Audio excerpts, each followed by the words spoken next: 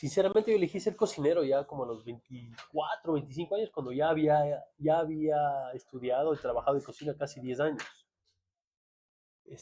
La razón por la que elegí seguir en la cocina fue no renunciar al proceso, al cansancio, como, a la resiliencia que venía teniendo en esa época para no regresarme a estudiar. O sea, ya no había tiempo, no había recursos para estudiar algo más. Entonces, para mí la cocina no es una profesión que te atrapa. eh, Voy a ponerte en otro contexto. Para mí la cocina es un estilo de vida, el que tú vas aceptando y vas evolucionando y madurando en el camino. No es la profesión o el sueño que te atrapa para decir voy a ser alguien en la vida. No es como ser un deportista exitoso. Cuando yo estudié cocina no había redes sociales, no había Gordon Ramsay en la televisión. ¿Sí? No había los chefs de medalla luciendo fotos. Por lo tanto, el chef no era un rockstar todavía. Hoy día los chefs son rockstars. La fama no estaba atada a. Sin embargo, yo empiezo a cocinar, obviamente me siento apasionado, voy a una universidad que me gusta, empiezo a desarrollarme, pero no tenía las habilidades y la capacidad de poder hacerlo bien y no tuve éxito en los dos primeros emprendimientos. Mi primer emprendimiento fue con la familia de mi madre a los 20 años. Eh, y obviamente fue un fracaso. Después del siguiente también un fracaso. Yo quería renunciar. Y si te respondo pragmáticamente, ¿qué me llevó a decidir ser cocinero? El tener 25 años y saber que no había marcha atrás y ya estaba acostumbrado a trabajar, a hacer mi vida, a querer salir adelante y a disciplinarme, poner la disciplina y salir adelante.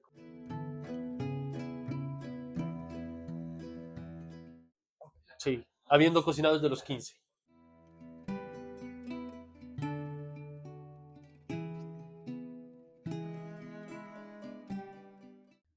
Segundo año de apertura del Cordon en México, todos franceses todavía ahí. O sea, no, lindo, lindo, diferente, apasionado, apasionante, lindo.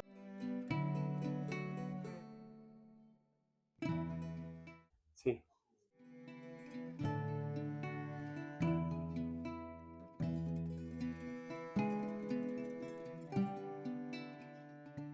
chuta, es una pregunta, ajá, que topa fibras fuertes. Tenían el carácter un poco la gana de mejorar, yo no era lo suficientemente bueno.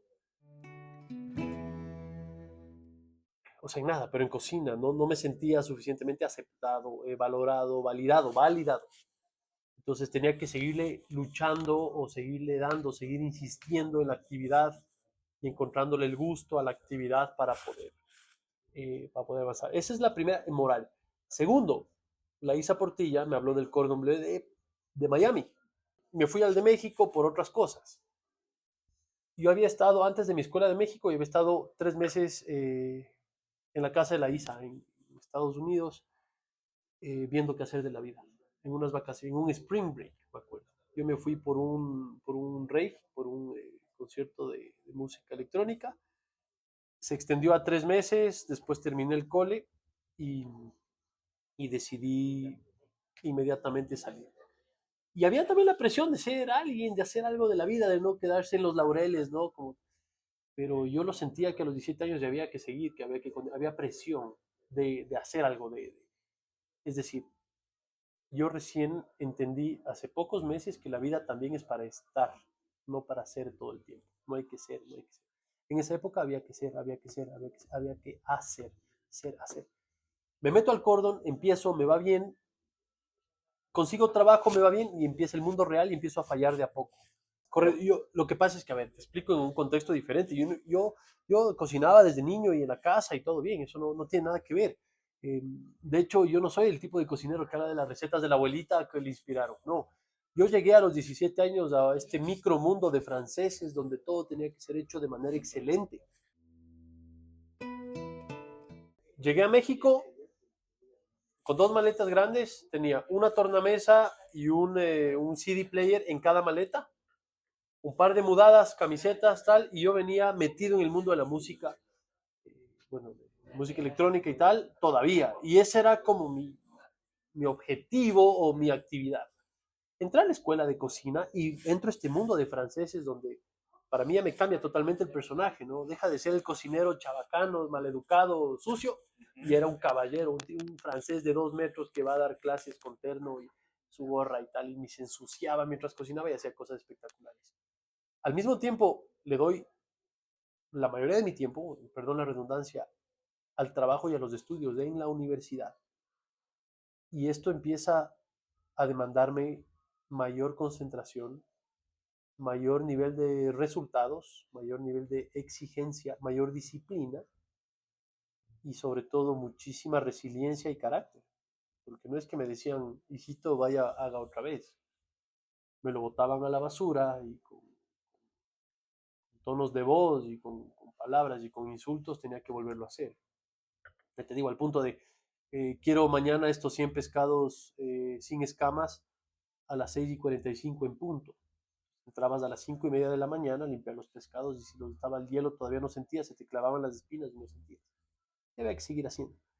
Como no era suficiente este sacrificio, este esfuerzo, la resiliencia, la respuesta de gente que ni me conocía, que yo recién estaba empezando a relacionarme, yo mismo me forcé a demostrar, a demostrarme, a probarnos a todos que podía aguantar y que podía mejorar.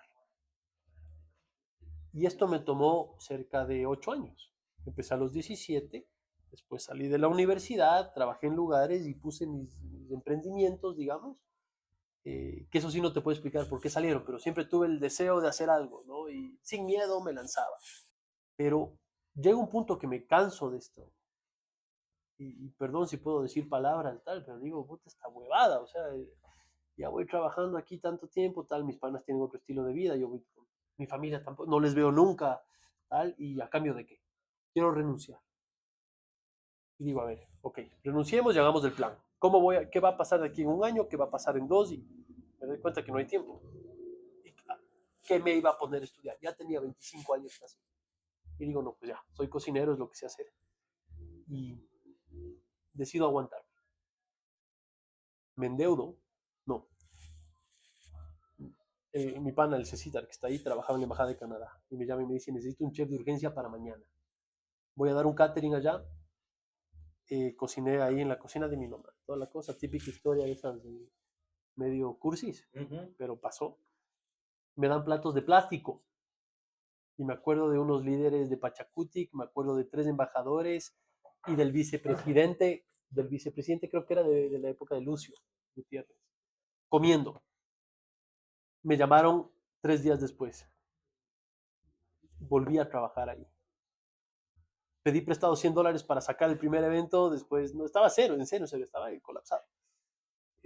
Y obviamente mi familia y mi estructura familiar estaba en esa época en Galápagos, 100%.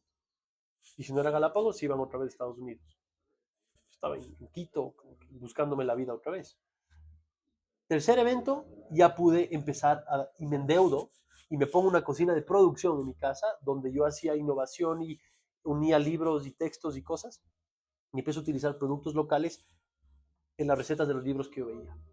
Entonces, la decisión que yo tomé de ser cocinero salió de un tiempo largo de reflexión y de transición. Primero, decidí que no había tiempo para volver a replantearme la vida.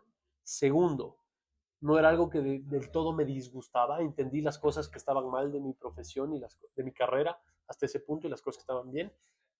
Y tercero, claro, tuve que aceptar que es solo contra el mundo y que es mi responsabilidad tener éxito o fracasar. No hablo de éxito económico, es mi responsabilidad ser alguien o no. Y tengo que trabajar. Después me endeudo, pongo la cocina, empiezo a viajar al Ecuador, empiezo a usar. Pero ya tenía este impulso de que en los cócteles de la Embajada de Canadá, que recuerdo, ya se dejaba de comer tostaditas de salmón con queso crema, sino empezaban a comer corviches. Y eso me empezó a motivar. Y así poco a poco pasaron 2 años donde ahorré y después entré a la UDLA y me metí al programa de investigación de la UDLA para hacer los libros, para sacar la cocina. Obviamente había había que dar clases y cosas, pero empecé a responder y trabajar en la academia me ayudó muchísimo en la parte científica y autodidacta también. Hasta este punto yo ya había hecho pasantías y prácticas en varios restaurantes. O sea, de hecho, yo me regresé por tierra de México a Panamá, cocinando, comiendo, probando y relacionándome con chefs y viendo, porque el Cordon Bleu tiene una comunidad interesante de cocineros y de personas. Entonces ya había estado en muchas cocinas y me podía desenvolver. El ambiente hostil para mí era normal, porque era cocina. Antes de cocinar, jugaba fútbol, entrenaba con seriedad y eso no te puedo decir nada más que aportó en tema de disciplina y constancia y resiliencia. Entonces, hay que madrugar, se madruga, si hay que esforzarse un poquito más, lo haces, punto y se acabó. Y si el cansancio es cansancio, no es nada más, no es depresión, no es mal genio, no es desánimo, el cansancio es solo cansancio. Hacer deporte me dejó como un carácter formado. Pues los valores de casa, por supuesto, te ayudan a entender a las otras personas desde un aspecto positivo, a no entrar en conflicto, sino más bien en discrepancia, pero no en conflicto. Y el tiempo después fue acomodando todo en su puesto y tengo buena relación con mis maestros, los franceses que te contaba, y, y conozco mucha gente del camino como amigos, porque agradezco tener agradezco tener la posibilidad de ver el lado humano también. Entonces, la gente, los más tiranos terminan siendo personas que después te invitan a una copa de vino. Y hay historias, y hay aprendizaje. Entonces, las conversaciones son los momentos chéveres de esta carrera.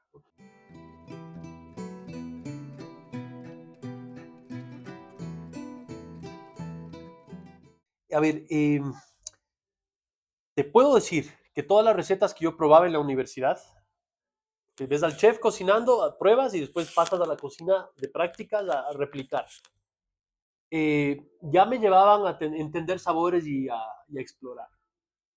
Pero para mí, eh, yo me saltaría al 2021, después del COVID, o en esas épocas.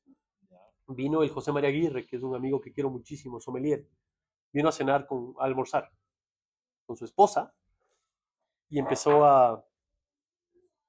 a hablar, empezamos a hablar del menú. Ese día no trajeron vino, no trajeron mayores cosas. Fue un menú súper austero, de hecho, me acuerdo clarito. Pero hablamos de que había potencial, entonces yo le volví a dar espíritu al Quito o a mi trabajo, porque estaba ya decepcionado de lo que pasaba, coyuntura. Y en la siguiente reunión con el José fue con vino, pero basándonos en gastronomía, porque este sommelier del que estoy hablando tiene muchísimo conocimiento gastronómico. Y después, en servicio, y empezamos a hacer ciertas noches, ciertos servicios con él en la sala. Y para eso yo tenía que probar los vinos de acuerdo a los platos que yo iba a servir. Sabemos que en el Quito no hay un menú fijo, sino que cuando salían los platos, probábamos el maridaje de vinos y había cosas que funcionaban y yo decía, wow. El factor wow es lo que a mí me dio paladar. ¿Por qué? Porque a pesar de lo que uno ya va aprendiendo, a pesar de la comida de casa, que para mí ha sido deliciosa, sobre todo por el ingrediente ese mágico del amor, de la paciencia, del tiempo, de la cocción a fuego lento, que me gusta mucho. El momento ya de llevarlo a lo profesional, el vino complementó el 80% de lo que yo ya tenía en el plato. Entonces, cuando aprendes a tomar un vino, no es para decir sabe a durazno con el rocío de la mañana, no. Tienes el plato, tienes el vino y salen sabores y aromas secundarios y entiendes que puedes cocinar en función al vino y me meto en el mundo del vino, empiezo a probar, empiezo no a beber como loco, pero empiezo a descubrir cepas, a leer, a entender de terroir, de territorios, de países, de orígenes, de tipos de uva, de tipos de procesos de enología, maceración, etcétera, y entiendo que eso se puede aplicar a los platos. Factor número uno, el vino.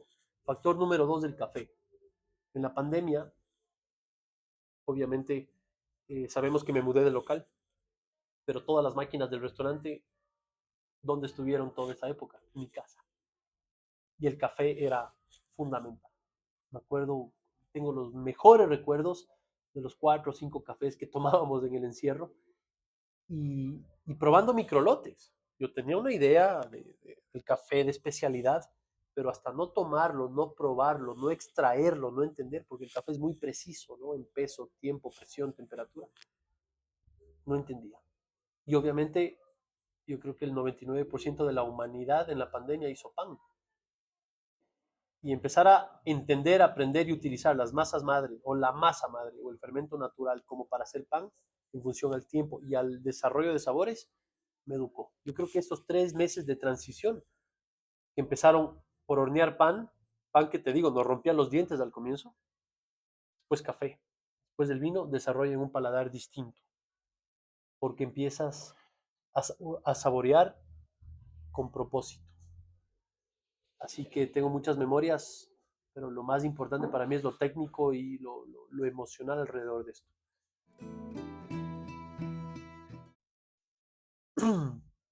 Es muy espontánea. Mi cocina es muy visceral. No por hacer vísceras, pero sale mucho del corazón, sale mucho del estado de ánimo. A veces tengo días de mierda.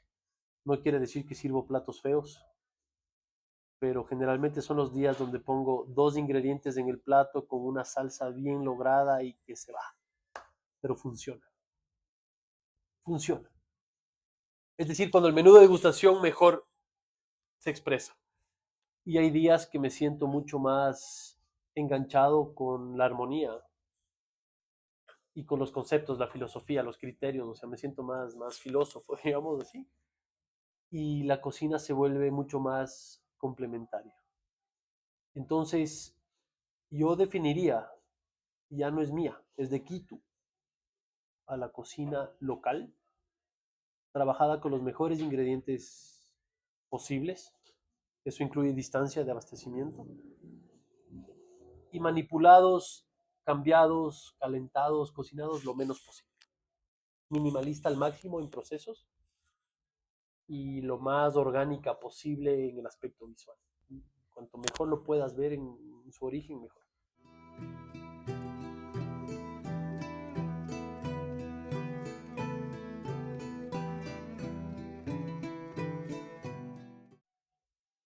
El desafío más grande fue entender que los productores locales me apoyan a mí, porque siempre tenemos la tentación de correr al mayorista, al supermercado y al más barato. No, ellos me apoyan a mí con su calidad. El segundo desafío más grande fue entender la pasión de cada ser humano detrás de las papas, frutas, hierbas, pescados, aves y lo que sea, que esté detrás de lo que nosotros traemos a la cocina. Y este esquema de abastecimiento, con miras a la sostenibilidad, sí, con un retorno y con un impacto, por supuesto, a mí me ha dado libertad.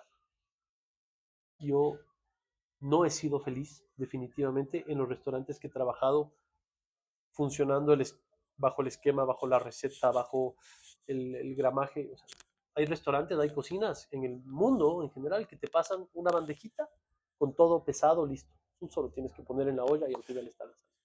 Eso no es cocina. La cocina es un acto de nobleza y es un acto de una forma de expresión. Llega al estómago, llega al corazón, llega al cerebro. La sostenibilidad nos lleva a eso. ¿Por qué? Porque tienes libertad. Si hay 3 zanahorias, no necesariamente tengo que hacer soufflé de zanahoria como dice la carta. ¿Qué es más fácil? ¿Conseguir zanahorias baratas o cambiar el menú? Para mí, cambiar el menú. Porque las zanahorias, hablé de baratas, no de baja calidad. Dije mala palabra. Zanahorias de baja calidad. No, cambio el menú mejor y aprovecho esas 3 zanahorias de la mejor manera posible. Eso es lo que te lleva a ser creativo, no, recursivo y libre. Libre con la forma de expresar.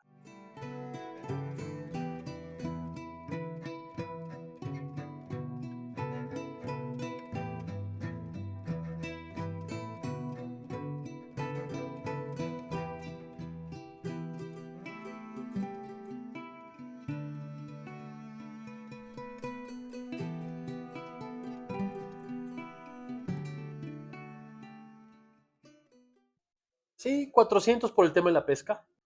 Por Galápagos, usamos poco Galápagos, confiamos mucho que lo que está en Galápagos debe quedarse ahí, ¿no? Pero eh, no me gustaría, mejor dicho, me encantaría mantenerme en que Ecuador es un lugar donde puedes desayunar en la costa, almorzar en la sierra, cenar en la Amazonia. Eso no implica que tenga que usar cosas raras o que tenga que servir los chontacuros, por ejemplo, en todos los platos.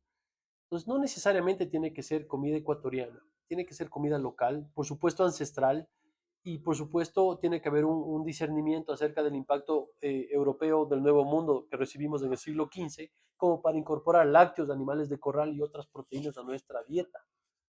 Entonces, mezclando todo, ¿qué busco yo? Sabores deliciosos y originales correspondientes a cada producto y productos que no necesariamente los puedas cocinar en casa o que no los puedas probar afuera.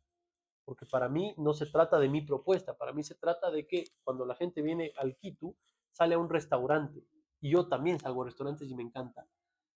Y lo que más me gusta de un restaurante es probar cosas diferentes, nuevas, originales, únicas, deliciosas, que no las pueda replicar. Por eso estoy saliendo y por eso estoy asumiendo también un gasto que el restaurante tiene. Entonces, mi visión del trabajo y del servicio, de la filosofía que nosotros tenemos es un intercambio de buenas intenciones de un productor con buenas intenciones de un comensal de mente abierta que puede empaparse de nuestra identidad.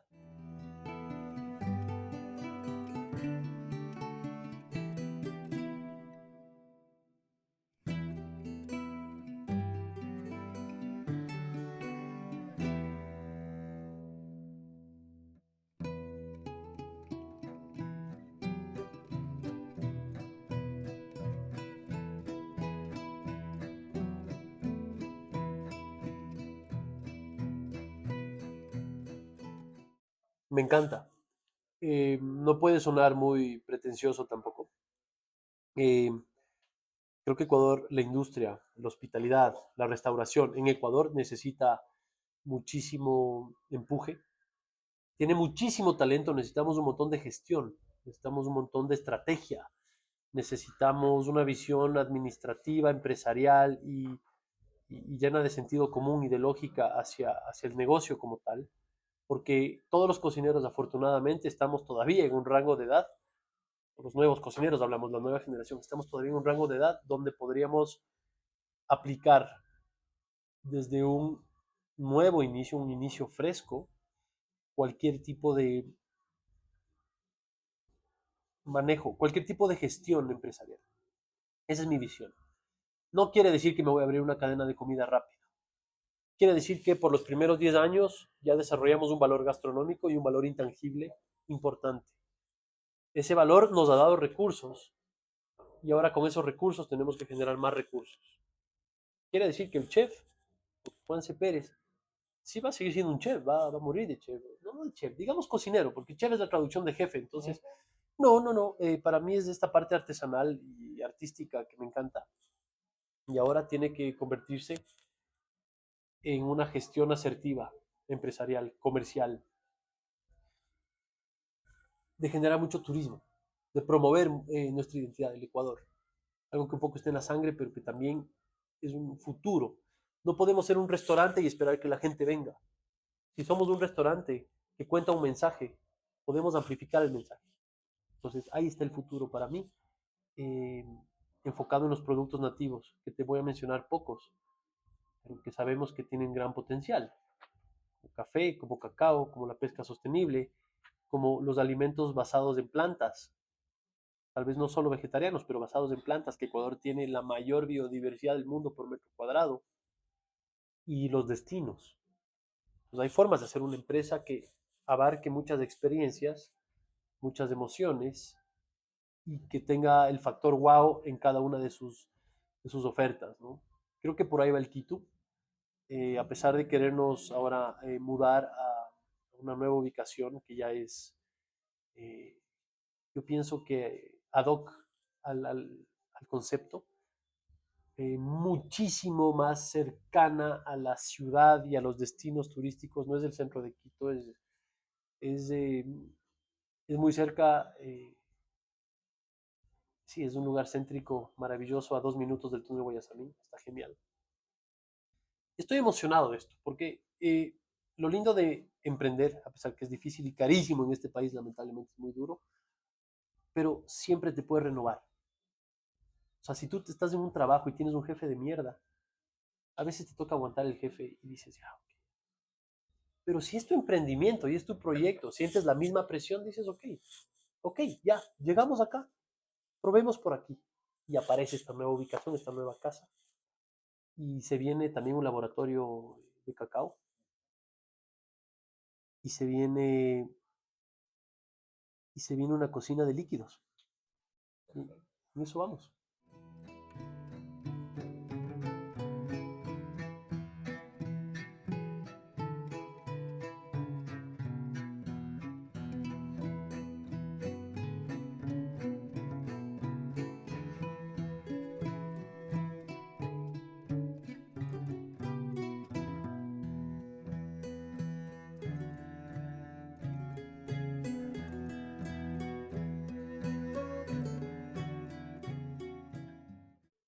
No, no, no, es duro. A ver, te hablo de la parte emocional. Hablemos del Juanse número 3, digamos. Juan Pérez número 3.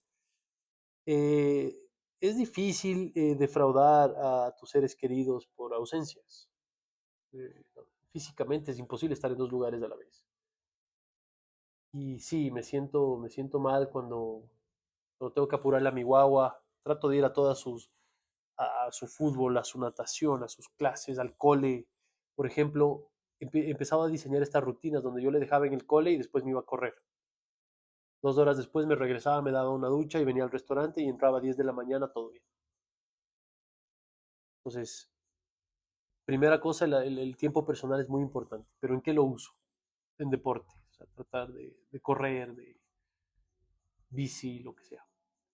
Segundo, eh, mentalmente, psicológica y emocionalmente, estar en casa con la mente puesta en las preocupaciones del negocio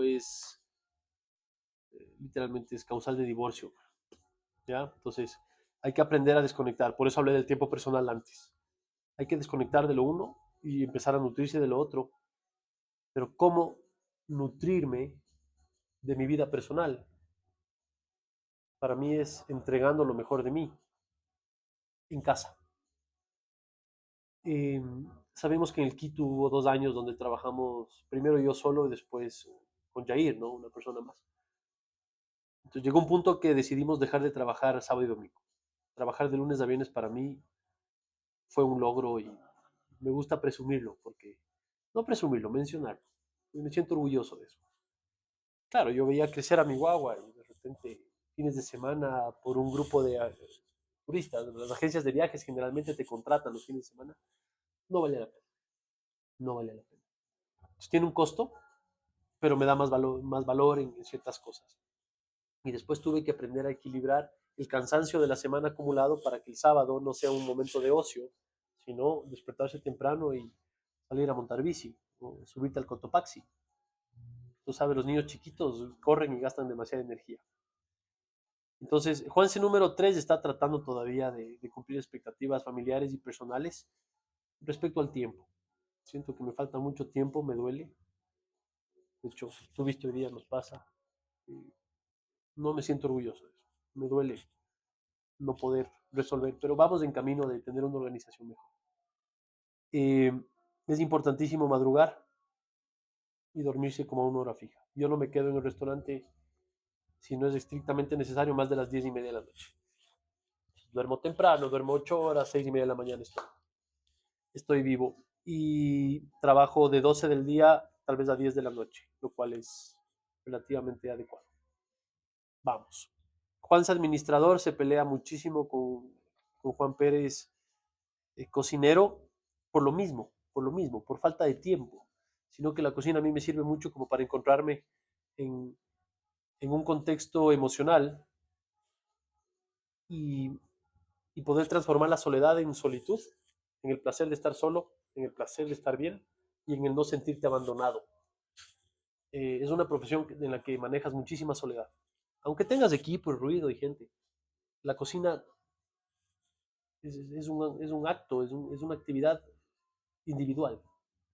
El restaurante es un trabajo en equipo, el cocinar es estar solo. Entonces, en este punto administrativo y sensible, pues la solución es usar todo. Y de hecho nuestra filosofía en el restaurante es, si compro un animal, de la cabeza a la cola, punto, se utiliza todo.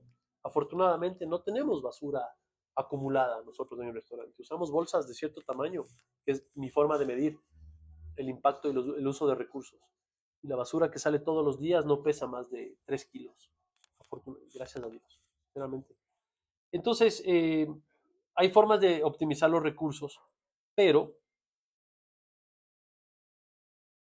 eh, me lamento bastante y ahí es donde tengo dos puntos débiles que me cuestan. Me involucro emocionalmente muchísimo con las personas, sean proveedores o también parte del equipo. Y cuando estoy retrasado en pagos porque no cobro, porque no llega, porque la factura, porque a veces no he vendido lo que espero, me angustio demasiado. Entonces, Juan Pérez número 2 es un tipo angustiado, estresado, puta, sufriendo porque quisiera tener un cero más en la cuenta muchas veces. Y el número 1, Juan Pérez número 1, ese cocinero y tal, es egoísta. Pero en el buen sentido, en el buen sentido. O sea, me encanta llegar al restaurante sin nadie, prender la máquina, hacerme un café, sentarme, abrir uno de estos libros. A veces, muchas veces me siento en este barril, no me pongo a beber, obvio, pero me pongo a ver los vinos, eh, leo un poco del tema, me doy como esos espacios, esos momentos, eh, viste que te olvidas de todo y puedes disfrutar de ti mismo. Y eso me enriquece muchísimo. No es muy extenso el tiempo, pero me gusta. Y el segundo episodio de estos momentos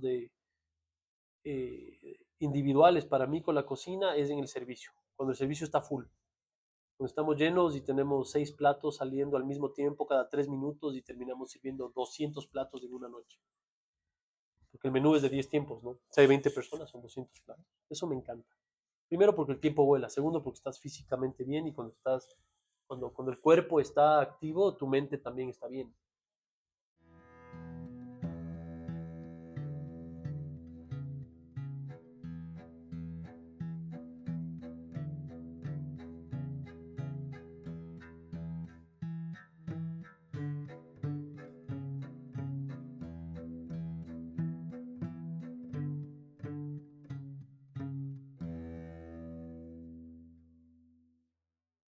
Te lo voy a responder con una anécdota y súper rápido. Me llegó el mail, vi, le enseñé a Jair, me dio un abrazo, nos pusimos a llorar. Bárbara también lloró. Los tres estamos abrazados. Entonces, es Quito, es Quito. Definitivamente es Quito y nos encanta, sí, eso te iba a decir, nos encanta poderlo asumir con responsabilidad, es parte de un camino. No quiere decir que ya llegamos a algún lado, quiere decir que tenemos combustible para movernos en autopistas de mayor velocidad. Entonces exige, desgasta, presiona, pero a la larga esa intensidad en el trabajo y en el compromiso, en la ética profesional es emocionante, ¿no?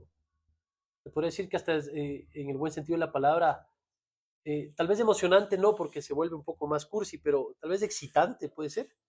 La palabra no en lo físico, sino en el tema reto y en el tema, en el contexto de ambición. Si es que esto me pasa a los 60 años, tal vez te respondo diferente. Tengo 38 y creo que por 10 años más nos dimos cuenta que el tren y la oportunidad pasó así. Y nos subimos a la oportunidad. Estamos asumiendo el esfuerzo de habernos subido a la oportunidad sin intención. Nos llega el reconocimiento de los 50 Best. eh, Somos seleccionados para Madrid Fusión. Tenemos un par de congresos, un par de exposiciones, un par de viajes y cosas, colaboraciones, donde nosotros no hemos buscado intencionalmente, sino que nos hemos comprometido en superar las expectativas de la gente que nos invitó a formar parte de él.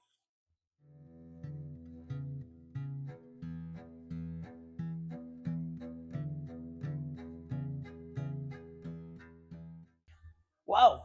Y aparte sí, hay esta cercanía y esta normalidad en conversar contigo. Me parece genial. Este, es como cuando cenamos en el Chato esta vez, ¿no? Se claro, se filosofaba mucho sobre cocina, pero también sobre memorias. Eso me gusta muchísimo. Los jóvenes chefs, yo creo que tienen, no voy a hablar de nadie, voy a hablar de si yo volvería a empezar. Valoraría muchísimo más los viajes, apreciaría muchísimo más el tiempo y el espacio donde pude estar. Me encantaría volver a Galápagos por primera vez. A mí me pasó por cosas familiares desde niño, pero cuando fui a Galápagos con propósitos gastronómicos, me encantaría estar ahí por primera vez otra vez. Empaparme con todo. eh, También darle importancia a lo que a veces la vocecita chiquitita que tenemos nosotros, los humanos, nos dice, eso no es importante, no tomes la foto. Me importaría muchísimo darle importancia a un montón de cosas que no pude apreciar de primera impresión. Eh, Me encantaría empezar acompañado, bien acompañado. No hablo de pareja, hablo de aliados, socios, colegas. Creo que es importante considerar que juntos podemos llegar a donde queramos, pero acompañados llegamos más lejos de lo que esperamos. El ahorro es importantísimo. Hay que decidir en qué gastamos, no cuánto ganamos, sino en qué gastamos. Gastar menos en cosas efímeras, eh, tal vez en vino, vale la pena, con propósito, con memorias. Sí, unos tragos de vez en cuando, con momentos especiales, como los mezcales de que hablábamos, sí, está bien, pero $200, 300 en una fiesta no. Sería, estoy haciendo una introspección tal vez, o retrospección. Y, y escuchar, sería el consejo más importante, escuchar y probar. Hay que escuchar a los comensales, hay que escuchar a nuestras familias, hay que escuchar a los amigos, hay que escuchar a los socios, a los inversionistas. O sea, tenemos alrededor de nosotros, hay gente y hay estructuras y hay posibilidades. Tenemos que saber escuchar y a base de esta oportunidad aprender de todos los que nos rodean sin desmerecer a nadie. Amigo, esta es... gracias a ti, es tu casa.